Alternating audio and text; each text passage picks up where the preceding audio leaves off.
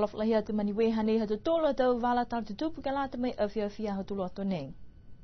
Koe whahi tapu nei kua haiai e te kumkumianga e whahinga hoa leo ne kua whakapita ki ai ha koe whala tau le kua ni kua te tupu ai ke he uki o ki whatapu e kua mole. Koe tau hokotaki ni kua haiai kua moa mai koe ua e le kua ke he tapere wafi ne kua mokuru ai ke he vau taha ke he maanga ko la keapa mo taha ke he maanga ko alofing. Nā kai whai whakalaulahi a ngā tu whoki hangau ia ke tau le kua ne ua ne kua te tupu ha kua whakatumawanga i e whahinga hoa leo ke kumikumi atu ki ai he mga hone.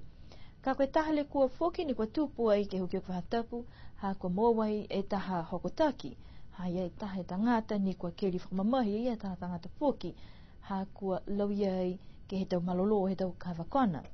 Tala hau e whahinga hoa leo whakatumawanga i alo tōru ke ngahua ke le veki moe pui pui e mawhala he motu.